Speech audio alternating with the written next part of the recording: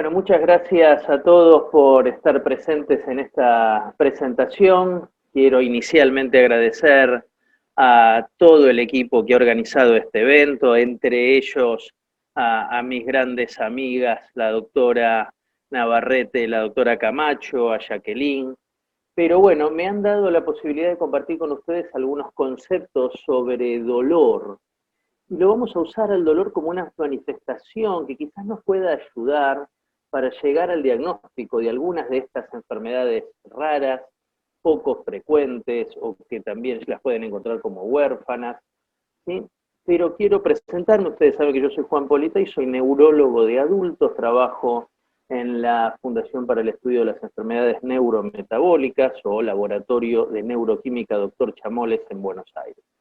Tienen acá mis conflictos y bueno, para no perder tiempo vamos a empezar. Y uno sabe que cuando se va a enfrentar a enfermedades raras o poco frecuentes, probablemente estemos frente a muchísimos tipos de manifestaciones. Ustedes pueden ver ahí, nosotros donde trabajamos vemos estas enfermedades. Y muchas tienen retraso madurativo, otros tienen problemas del corazón, otros tienen problemas en el esqueleto, otros tienen hepatoesplenomegalia, infartos cerebrales, anemia, pero a mí me gustaría, tratando de resumir un poco y pensando en enfermedades raras que tienen tratamiento específico, como puede ser hoy la terapia de reemplazo enzimático, o alguna de ellas ya tienen posibilidad de ser tratadas con terapia de inhibición de sustrato o con chaperonas farmacológicas.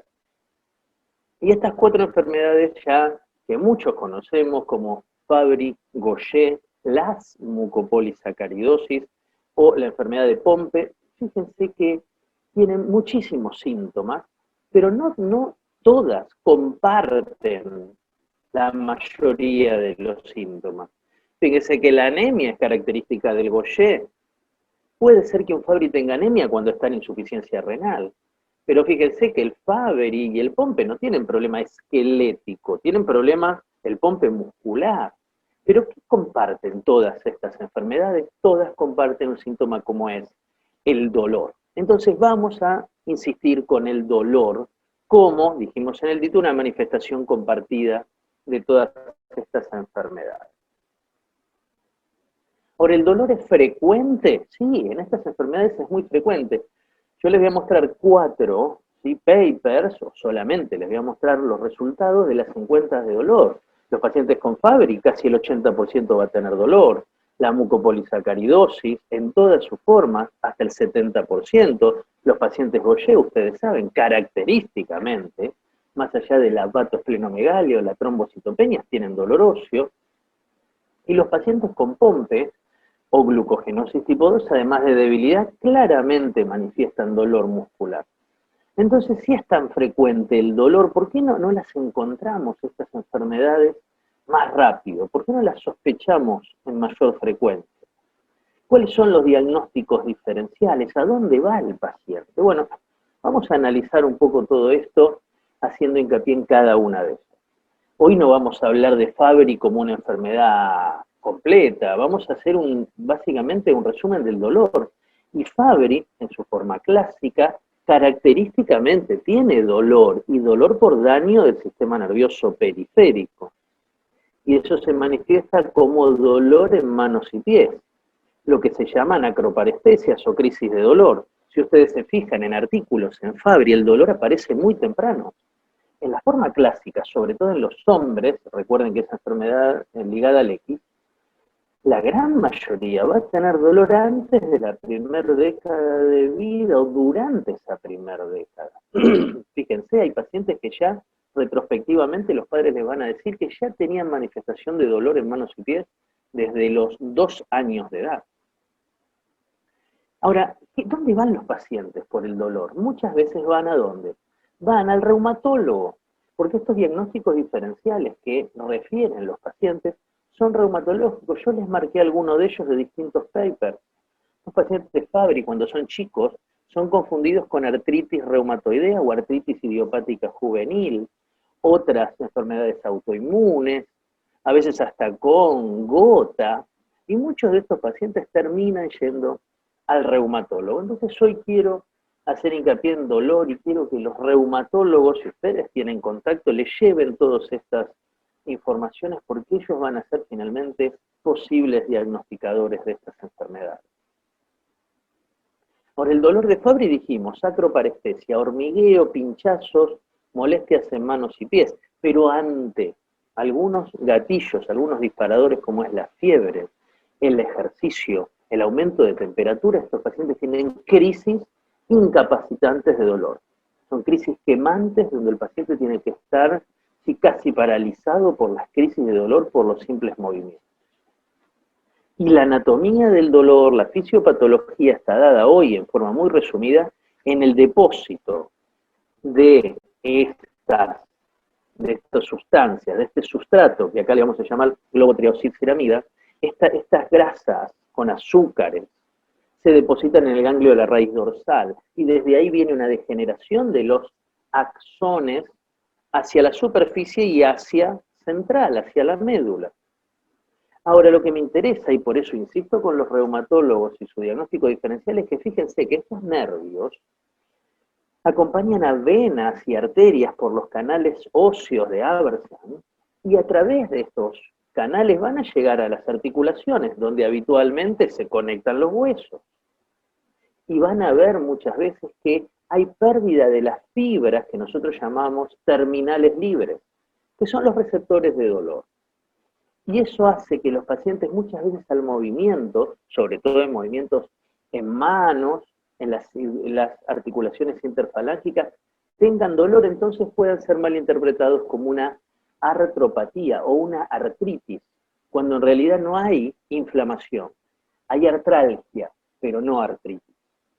Entonces esto es muy importante, y si nos metemos un poco más en fisiopatología, este depósito de GL3, de esta sustancia que se acumula en Fabry, en los ganglios de la raíz dorsal, hoy sabemos que aumentan el tamaño de los ganglios, lesionan internamente al ganglio, aparecen receptores que habitualmente se activan por temperatura, y como esos receptores van a estar en las fibras finas, que son las fibras que habitualmente conducen sensación de frío, calor y dolor, cuando estos receptores al dolor y al calor se manifiestan en forma de upregulation, cuando se activan por cambios de temperatura, aparecen crisis de dolor. Por eso ha llevado, fíjense, nuevos artículos, algunos ya no tan nuevos, pero 2017, hoy están yendo a buscar pacientes Fabry, por ejemplo, a centros de reumatología, donde el diagnóstico más común en chicos puede ser la artritis idiopática juvenil. Y si ustedes se fijan en el artículo de la derecha, el dolor en extremidades bien distales, ¿sí?, que es típico de Fabry, es característicamente confundido con artritis idiopática juvenil, dolores de crecimiento, enfermedades del colágeno. Por eso nosotros hemos trabajado y publicado artículos como este que ven abajo, donde dice que no siempre el dolor articular está asociado a artritis. La artralgia no siempre es por artritis, puede ser por daño de los nervios periféricos. Entonces acá buscamos, ¿sí?, sacar el concepto del dolor en el pediatra como tal, sino que muchas veces estos pacientes ya están siendo vistos y tratados por reumatólogos pediatras, a veces por kinesiólogos que recibieron al paciente para rehabilitación, por traumatólogos, ortopedistas. Cuidado con este detalle. Y esta neuropatía, como es de fibras finas, esas fibras que tienen poca mielina, ¿se acuerdan de las fibras A delta o las fibras sin mielina, las fibras C que conducen el calor?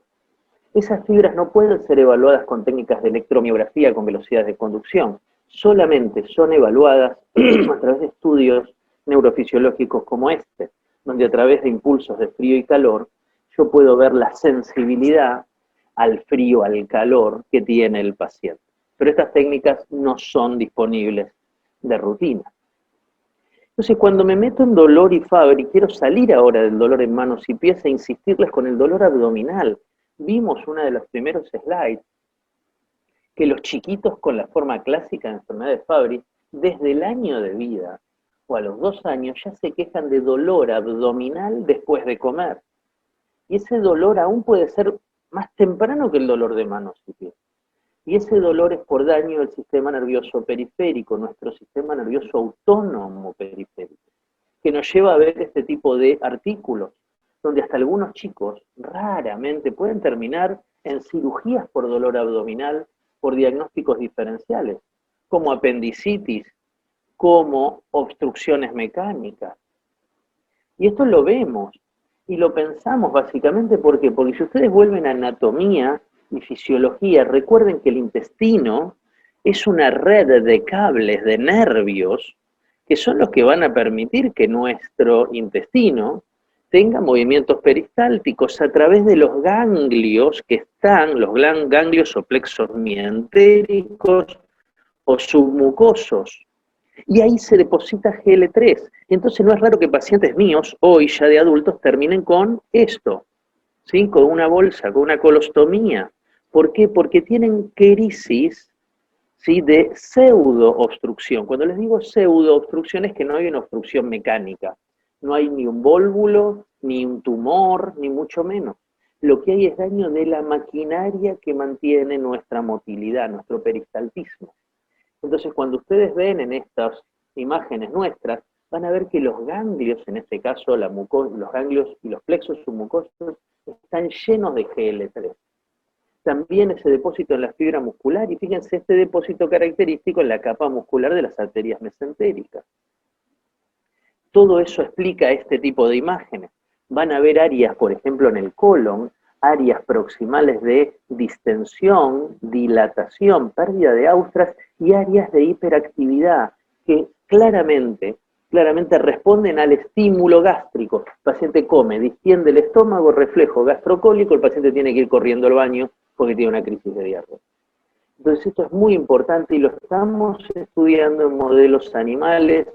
Hemos demostrado todo este mecanismo fisiopatológico, ¿sí?, de engrosamiento de los ganglios en el intestino de los ratones con Fabry, la pérdida de las fibras, ¿sí?, que llegan a la mucosa y que son las que responden al frío, al calor y a la distensión. Todo esto es la manifestación de la misma neuropatía que vimos en manos y pies, pero en este caso a nivel del intestino. ¿Qué hacemos cuando hay dolor en Fabry? Seguimos las guías. Tenemos guías internacionales como esta que me ha tocado participar, que es una guía internacional donde damos recomendaciones prácticas de cómo tratar a los pacientes con dolor y Fabry. Y van a encontrar en esa guía drogas, medicaciones para crisis de dolor agudo o para el manejo a largo plazo del dolor neuropático. Bueno, salgamos de Fabry, entremos en otra enfermedad rara que es el POMPE. Ustedes reconocen muy bien al POMPE como una glucogenosis, una enfermedad donde hay depósito excesivo de glucógeno, principalmente en las fibras musculares. Y estos pacientes, ¿por qué podrían ir al reumatólogo? Hoy voy a insistir con esto. Porque los pacientes van al reumatólogo por debilidad muscular, derivados pensando en una miositis o miopatía inflamatoria, o por, puntualmente, por presencia de dolor, por una sospecha de fibromialgia. Entonces, vamos a seguir un poquito acá. Vamos a ver un caso real de una paciente que está seguida por dolor en este caso. Y está seguida por dolor por diagnóstico diferencial de fibromialgia. Y esta paciente, después de años de seguimiento con su reumatólogo, que nadie sospecha otra cosa que fibromialgia y no responde al tratamiento, esta paciente, vamos a verla caminar y vamos a ver que empieza a quejarse, además de dolor muscular, de debilidad al subir escaleras, para levantarse de la silla, y debilidad cuando se acuesta, hasta tiene síntomas de falta de aire. Cuando la vemos caminar, se los voy a mostrar nuevamente, ven que la señora tiene una postura hiperlordótica. Eso es debilidad de músculos abdominales, músculos paraespinales y de glúteo medio. Fíjense que la paciente camina con marcha vascular. La presencia de dolor muscular lo lleva a este reumatólogo, sí, a pensar en fibromialgia, pero la presencia de debilidad agregada después de años lleva a derivación a neurología. El neurólogo, sospechando que esto no es fibromialgia, le pide estudios de CPK. La CPK está elevada, levemente, pero está persistentemente elevada. Por eso le hace una espirometría para ver por qué la paciente refiere disnea al acostarse, ortopnea en realidad. Y se ve que cuando la paciente en su capacidad vital forzada es normal sentada, cuando se acuesta, su capacidad vital forzada cae, ¿sí? Más de un 20%, y eso es característico de paresia diafragmática. El músculo diafragmático está afectado. Todo esto lo lleva a sospechar en una típica enfermedad de Pompe, donde él va a solicitar a través del estudio de papel de filtro un dosaje de alfa-glucosidasa ácida y después finalmente confirma la enfermedad con test genético. Pero fíjense cómo el dolor, y en este caso ya asociado a debilidad, lleva a pensar en Pompe y se van a cansar de ver artículos donde el Pompe puede ser confundido con dolor muscular, fibromialgia por muchos años antes de llegar al diagnóstico final. Ahora, yo no les voy a plantear a los reumatólogos que busquen fibromialgia en todas las enfermedades, en todos los pacientes con fibromialgia. No podemos buscar Pompe en todas las fibromialgias, repito.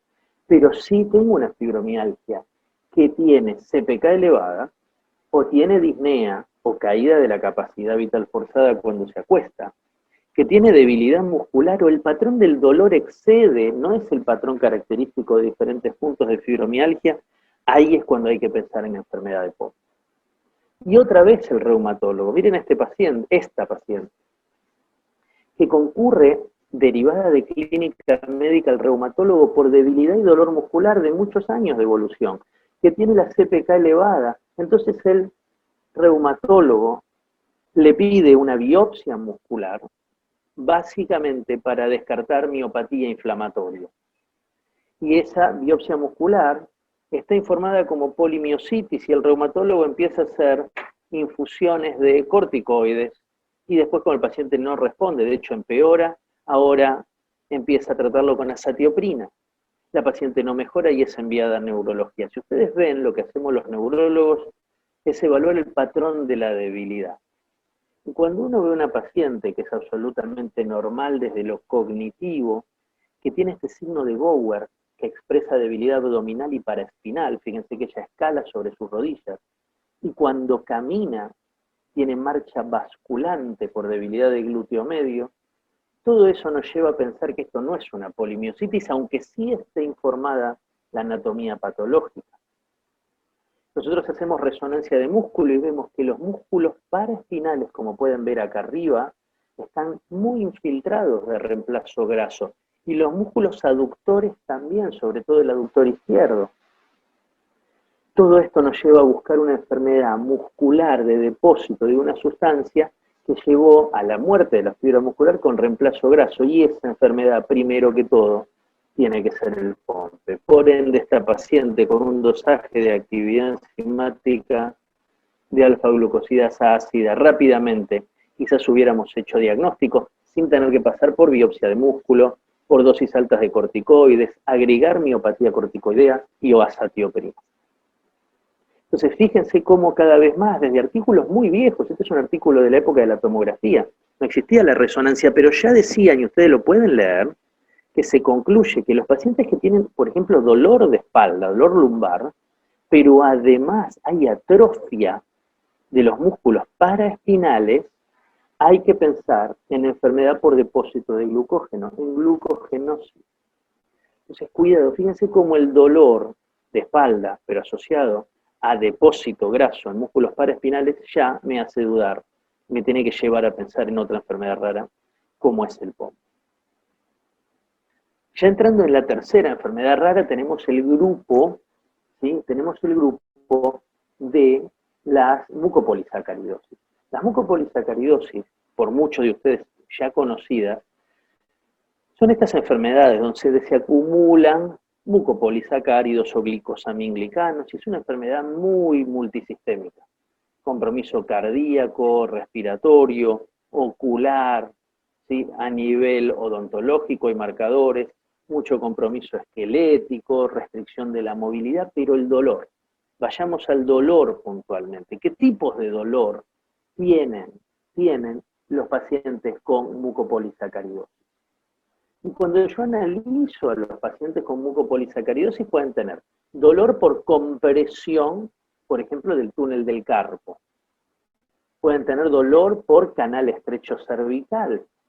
O ese canal estrecho puede ser dorsal o lumbar. Fíjense, de hecho, en este paciente, ya la isquemia que hay de la médula. Pueden tener dolor óseo por la displasia de cadera y un cuadro de pseudoartrosis.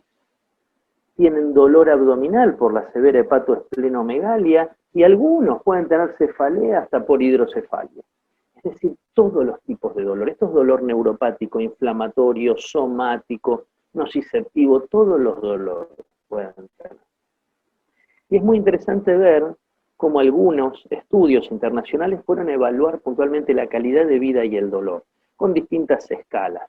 Lo importante acá es que de los pacientes que respondieron, 55 pacientes, casi el 70% les dice que tiene dolor hoy.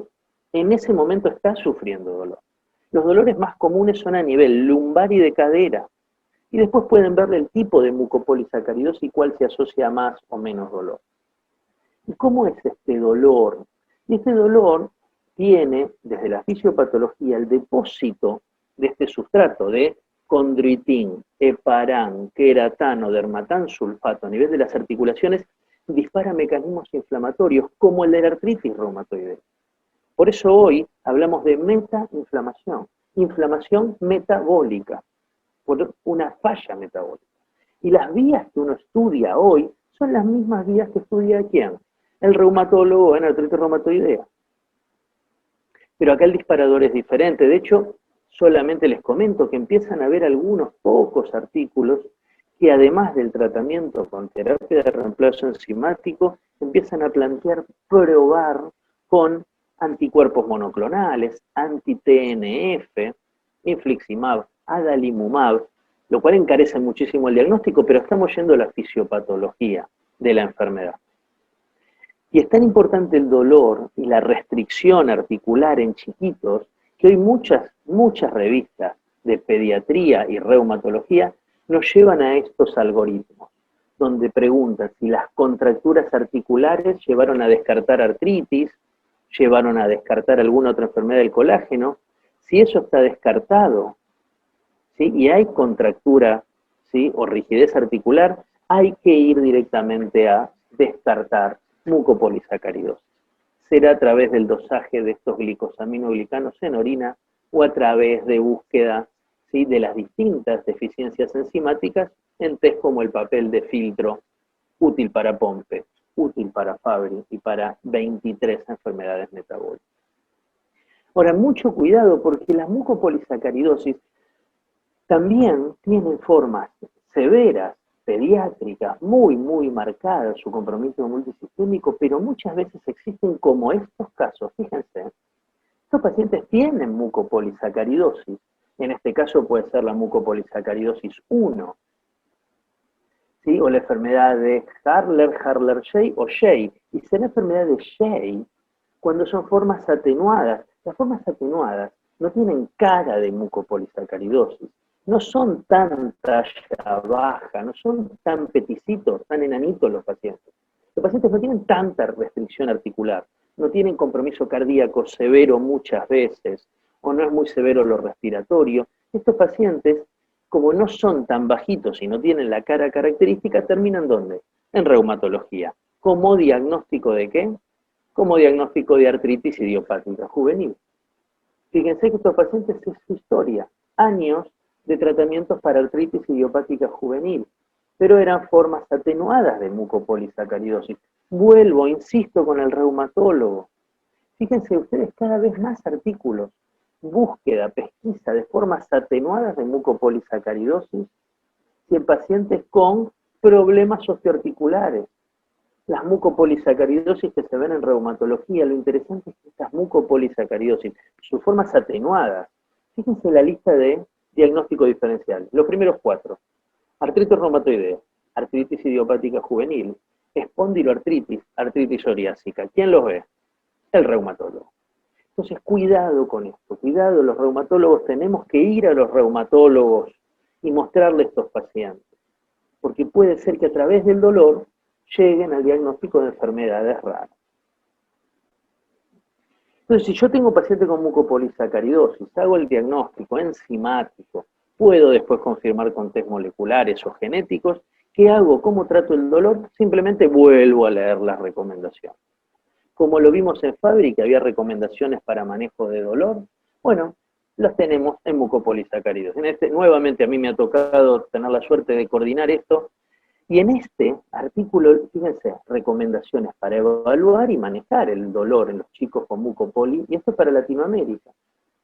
Y lo que vimos fue que podemos manejar medicación según el grado de dolor, si el dolor es leve, moderado o severo. Tenemos escalas, las escalas las fuimos dividiendo si los chicos tienen menos de 4 años, de 4 a 18 o son adultos.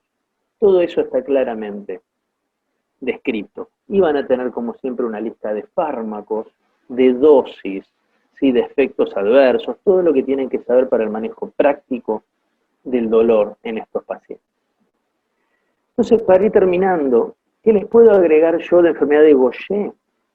La enfermedad de Gaucher, claramente, además de lo que dijimos, de la hepatoesplenomegalia, se caracteriza por que se caen las plaquetas, puede haber anemia después general, pero característicamente estos chicos tienen trastornos esqueléticos. ¿Sí? ¿Recuerdan esas deformidades en el Erlenmeyer y esas cosas? Pero además, a nivel esquelético tienen dolor. Y hay dos tipos de dolor históricamente descritos en Gaucher. Esto mucha gente no conoce bien las formas de dolor. Si bien clásicamente existe el dolor óseo, o músculo esquelético asociado al dolor óseo, que es un dolor bastante inespecífico, que dura unos días, sí a nivel articular, mucho en las piernas, en las caderas. También están las crisis óseas de dolor. Y estas crisis habitualmente son de inicio agudo, y habitualmente nos están hablando de infartos óseos, ¿sí? De isquemia ósea, dolor inflamatorio, ¿sí? Que está asociado a elevación de marcadores inflamatorios, como la eritrosedimentación, y a veces hay fiebre, o hay debilidad por el daño del hueso. Pero existe otro dolor que muchas veces los expertos en Gaucher no consideran, que es el dolor neuropático. Y ese dolor no tiene nada que ver con los huesos, no tiene nada que ver con la fisiopatología que conocemos. Y está causado en una forma muy similar a la enfermedad de Fabry. ¿Cómo sabemos esto? Fíjense muchos artículos de dolor crónico en Gaucher. ¿Es esquelético o es neuropático? ¿O es los dos? Lo que sabemos que el dolor que dijimos antes, el dolor óseo, en las crisis de dolor, si yo puedo remover el sustrato, el GL1, sí voy a detener el acúmulo, tanto en el hígado, en el vaso, como en partes del hueso. Y los pacientes que tienen mucho dolor óseo y muchas crisis óseas, con los años de terapia lo mejoran, disminuye la cantidad, la frecuencia de dolor y la intensidad, muy bien. Pero con los años algunos pacientes empiezan a decir, ese dolor que yo tenía no lo tengo más, ahora me está quedando un dolor más en manos y pies, un dolor que a veces se va hacia el muslo, pero es de tipo, me quema, me arde, siento descargas de electricidad. Y hoy, a través de estudios del sistema nervioso periférico, como el test de cuantificación sensitiva, ese estudio que vimos para Fabry, aprendimos, y a través de biopsias de piel de estos pacientes, que los pacientes con Gaucher depositan el GB o GL1 en el ganglio de la raíz dorsal y tienen la misma neuropatía que el Fabry. Pero ¿por qué no mejora este dolor como sí mejora el óseo y las crisis?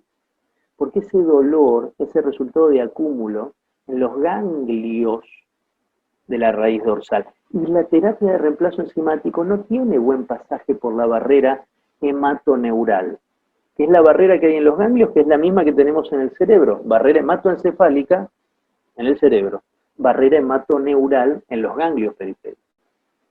Entonces yo puedo remover el depósito de Gaucher, quizás en forma más simple a nivel del hueso, pero no tan simple a nivel de los nervios periféricos, y este dolor donde se ve en pacientes que iniciaron la terapia más tarde, que tienen más años de depósito a nivel de los ganglios de la raíz dorsal. Entonces cuidado, porque el tratamiento, ¿cuál va a ser? Va a ser parecido a de Fabry para el dolor, más allá de la terapia de reemplazo enzimático, o más allá de un antiinflamatorio, va a haber que dar tratamiento para dolor neuropático. ¿Y dónde voy a terminar? Voy a terminar en el reumatólogo. Fíjense nuevamente muchos artículos, donde los pacientes antes de diagnóstico de Gaucher, donde fueron al reumatólogo. Y van a ver muchos artículos. Yo les quiero 2 palabras de cada uno de estos. Dolor óseo como síntoma de presentación en formas pediátricas de Gaucher. Y más allá de la hepatosplenomegalia, el segundo signo típico es dolor. ¿Y a dónde van los pacientes con dolor si es óseo? Al reumatólogo. Fíjense, compromiso de articulaciones interfalángicas en Gaucher. Se puede confundir con artritis reumatoidea juvenil o artritis idiopática juvenil. Y fíjense que hay casos que se describen ahí. Finalmente, estos síntomas parecidos a la artritis, ¿sí?, a nivel de la enfermedad de Gaucher pueden llevar, ¿sí?, muchas veces a diagnóstico diferencial erróneo. Entonces, cuidado con los reumatólogos. Fíjense que se los nombré en Fabry, en Pompe, en Mucopoli y en Gaucher. Entonces, para mantener el tiempo que me han brindado mis amigas y colegas tan queridas de México, quiero concluir con esto. Recuerden, el dolor puede ser un síntoma común que lleva al diagnóstico de muchas enfermedades lisosomales, muchas. Pero yo me quise enfocar en las 4 que tienen terapia de reemplazo enzimático, o chaperonas químicas, o terapia de inhibición de sustrato. Pero tenemos que conocer el mecanismo del dolor para un tratamiento específico. Si yo no sé que el Gaucher, además de problema en el hueso, tiene en el ganglio de la raíz dorsal, no le voy a dar un tratamiento antineurítico con unos painkillers, como le dicen los americanos, como son la carbamazepina, la pregabalina o esas cosas. Recuerden lo que dijimos, vayan ustedes a hablar con sus amigos reumatólogos, ellos pueden ser receptores de estos pacientes por años con diagnósticos erróneos, una enfermedad inflamatoria, son enfermedades metabólicas que quizás tienen un compromiso inflamatorio pero secundario. Y todos tenemos que saber, de alguna manera, cómo manejar al dolor, al menos durante una crisis. Tenemos que saber cómo sacarle el dolor a nuestros pacientes para después ser derivado al especialista. Pero algo tenemos que saber, cómo manejar las crisis, sea con goteos de opiáceos, o al menos rápidamente asesorarnos. El dolor se lo tenemos que sacar, no hay ninguna forma de evitar eso. Por lo cual yo les quiero agradecer la presencia, la tolerancia, y obviamente que voy a quedar en contacto con ustedes para cualquier duda, consulta o experiencia que quieran compartir en los próximos minutos. Muchísimas gracias.